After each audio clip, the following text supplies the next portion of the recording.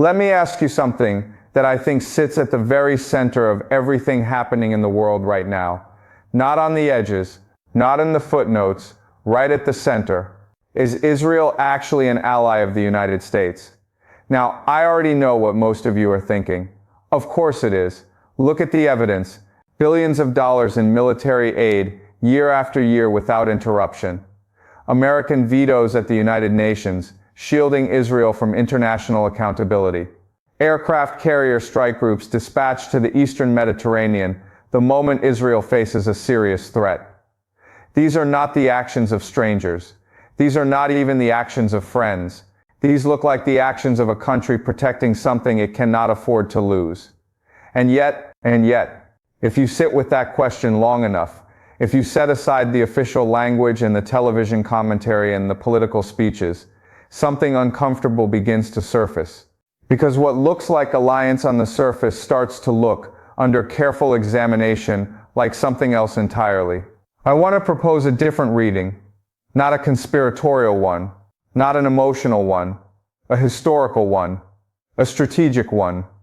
Because history has a grammar, and once you learn to read that grammar, certain patterns become impossible to unsee. Here is the proposition I want to walk you through today. Israel is not America's ally. Israel is America's replacement. I understand that sounds extreme. I understand it may even sound offensive to some of you.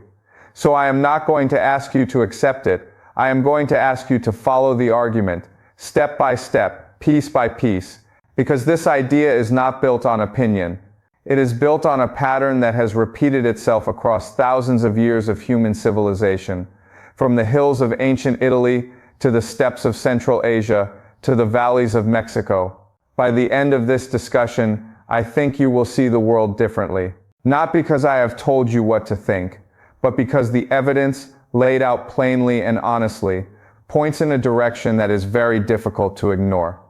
Let us begin. Before we can understand what is happening between America and Israel, we need to understand how the world actually works. Not how it is presented in textbooks, not how it appears in the evening news, how it actually functions at the level of raw power. Think of the global system as a building with 4 floors. On the ground floor, you have the empire, the muscle, the military force that enforces the rules, protects the flow of resources, and crushes any serious challenge to the existing order. For the past 80 years, that empire has been the United States of America. Aircraft carriers, nuclear arsenals, special forces on every continent, the dollar backed by the threat of overwhelming violence. On the second floor, you have finance, Wall Street, the City of London, the Bank for International Settlements. These are the game masters. They do not carry weapons. They do not need to. They write the rules of the economic game.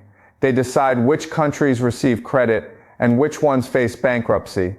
They determine which currencies are trusted and which ones collapse. The empire provides the muscle. Finance provides the logic. On the third floor, you have the dollar itself. The entire global economy runs on American currency. Every barrel of oil, every container ship, every international transaction. This gives America a structural advantage that no other country in history has ever possessed. It means America can print money to fund its wars in ways that would bankrupt any other nation. And on the top floor, visible to everyone, you have the institutions, the United Nations, the World Trade Organization, the International Monetary Fund. These organizations exist to make the whole arrangement appear fair, legitimate, governed by rules rather than by power. But here is the truth that those institutions are designed to conceal. They are masks. Their function is to dress raw imperial power in the language of international law and democratic procedure, to make domination look like cooperation. Now, the people who actually manage this system, the financial elites, the intelligence networks, the old family structures that operate across borders, their deepest interest is not progress. It is not justice. It is not even wealth, though they have plenty of that. Their deepest interest is stability, continuity, the preservation of the system as it exists. And the system has a problem, a serious one. The empire on the ground floor is cracking, and when the foundation cracks, every floor above it becomes unstable, which means the game masters now face the most urgent question in global politics. Who will hold up the building next? Let me tell you a story. Actually, let me tell you 3 stories, because these 3 stories, separated by centuries and continents, share the exact same structure. And that structure tells us something profound about where we are today. The first story begins in northern Italy, roughly 600 BCE. A young, aggressive people called the Romans lived under the shadow of a more sophisticated civilization, the Etruscans. The Romans fought as mercenaries for the Etruscans. They did the dirty work, the border skirmishes, the punitive raids, the violence that the Etruscans were too refined or too cautious to carry out themselves. And then one day the Romans looked at their employers and made a calculation. The Etruscans were wealthy but soft. They were comfortable but divided. The Romans were the ones bleeding. The Romans were the ones hardened by constant war. So why exactly were they serving people weaker than themselves? They stopped serving. They started conquering. Rome became the empire. The Etruscans became a footnote. The second story begins on the eastern steppes of Asia in the 12th century. The Mongols served as border guards and mercenary fighters for the great Chinese dynasties. They protected the frontiers. They absorbed the raids from other nomadic peoples. And then a man named Genghis Khan looked south at the cities and the bureaucracies and the silks and the grain and made his own calculation. The Mongols were stronger. Why were they obeying people weaker than themselves? They stopped obeying. They conquered China entirely. The dynasty that hired them was gone. The third story is from the highlands of central Mexico, around 1300 CE. The Aztecs began as landless mercenaries serving the Colhua people, feared fighters, willing to do what others would not. And then, having learned everything their employers could teach them, they built Tenochtitlan and raised their own empire from the lake. Do you see the pattern? In every single case, the mercenary was harder than the empire, more willing to sacrifice, more unified in purpose, more desperate to survive. And in every single case, the moment the empire showed weakness, the mercenary did not mourn it. The mercenary replaced it. Now keep those 3 stories in your mind, because we are going to need them. Imagine you are not a politician. You are not a general. You are something far more powerful than either of those things. You are an investor. You manage capital measured not in billions but in trillions. And you are facing a decision that will shape the next century of human history. You need a new empire. The old one is failing. And 2 candidates have come to you asking for your backing. The first candidate is large, experienced, and dominant. It has 100 subsidiaries, decades of infrastructure, enormous resources, skilled managers in every department. It tells you with great confidence that it has always delivered and always will. The second candidate is smaller, scarred. It has failed before and carries those failures visibly. But it looks at you with a different kind of intensity and says something that the first candidate never would. It says, "This is our last chance. If we fail here, we cease to exist. We will work until we break. We will do whatever is necessary. We cannot afford to lose." Which candidate do you back? A cautious investor chooses the first. A strategically intelligent one chooses the second. Because the first candidate has 100 other options. If this particular venture fails, they move on. They absorb the loss. They do not particularly care. But the second candidate has everything riding on this moment. Their survival depends on your investment succeeding. They will never steal from you. They will never become lazy. They cannot afford the luxury of failure. This is exactly the logic that governs how global elites select the next imperial muscle. And they apply 3 specific tests. The first test is unity. Does this country's population genuinely support the mission? Not in polls, not in speeches, in actual behavior. Are they willing to fight and to die? The second test is capacity. Does this country possess the technology, the intelligence infrastructure, the logistics, the economic base to project power across a region? The third test is determination. Is this country willing to absorb terrible costs, to keep moving when the losses mount, to do what is necessary regardless of international opinion? Apply these tests to the United States today, and the results are damning.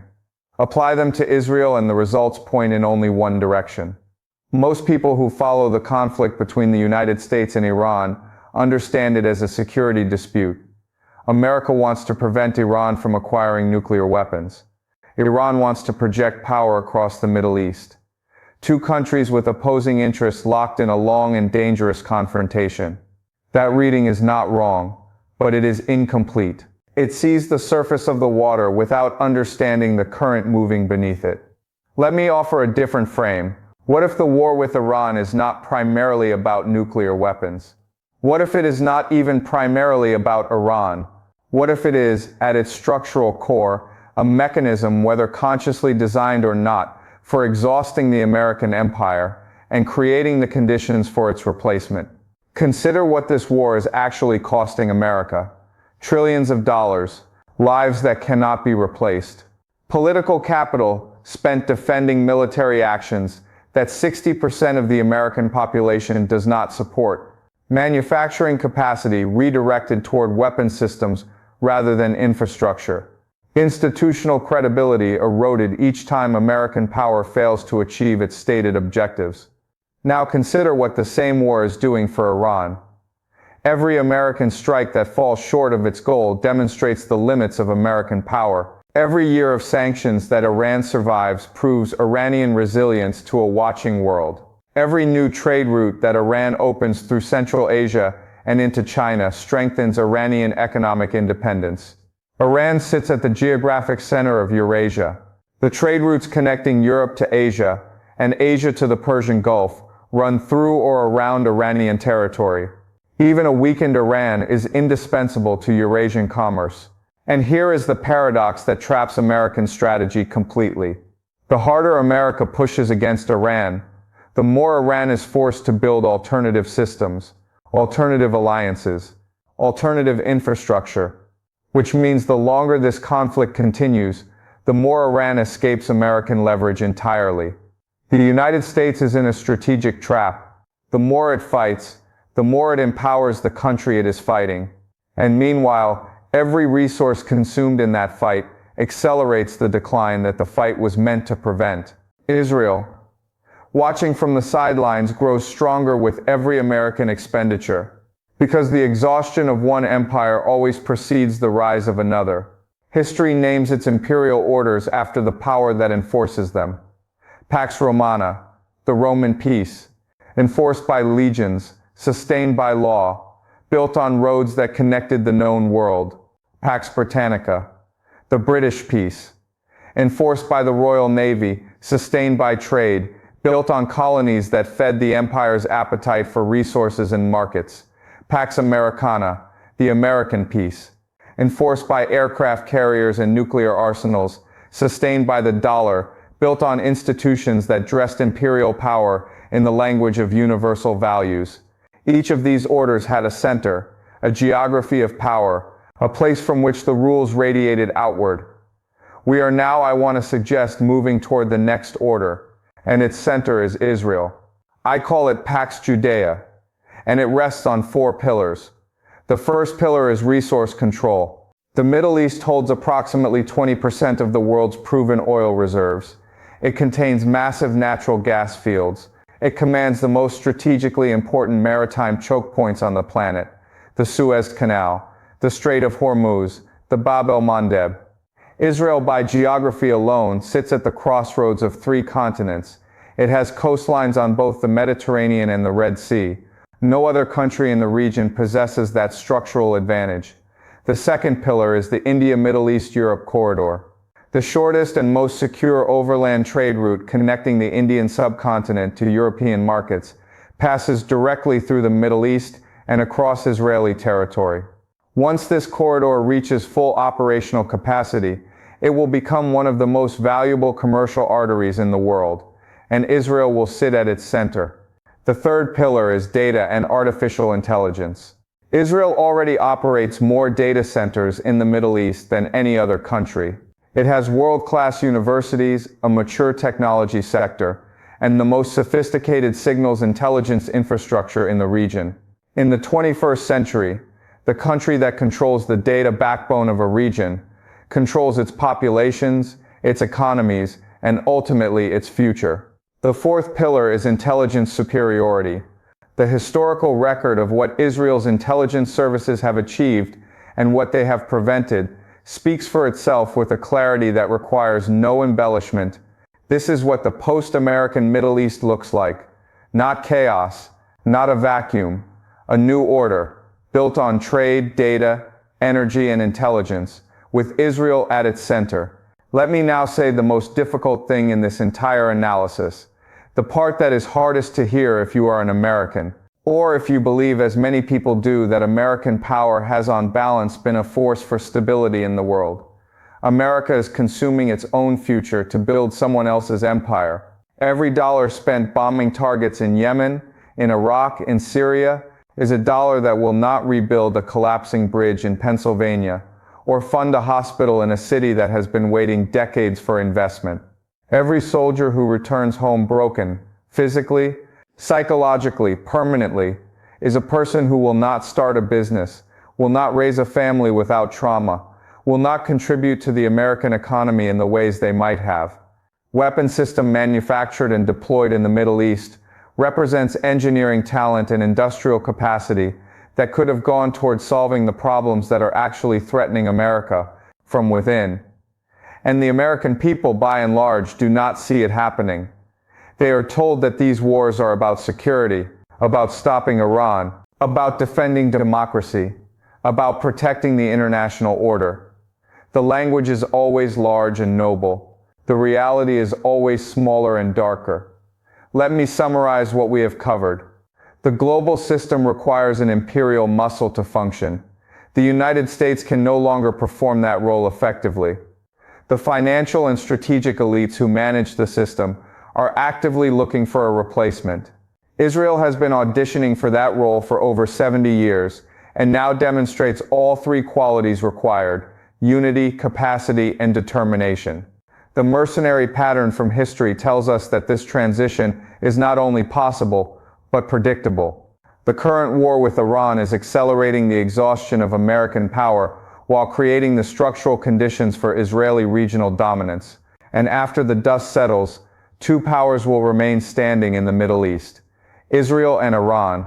The Gulf monarchies will become dependencies. The map will be redrawn. I want to be precise about what I am doing here. I am not endorsing this outcome. I am not arguing that it is just or good or desirable. What I am doing is using history, logic, and strategic analysis to describe what the evidence suggests is likely to happen. This is predictive history. The goal is not prophecy. The goal is clarity. The goal is to sharpen your thinking so that as events unfold, you are not surprised, you are prepared. And next week, we go deeper still.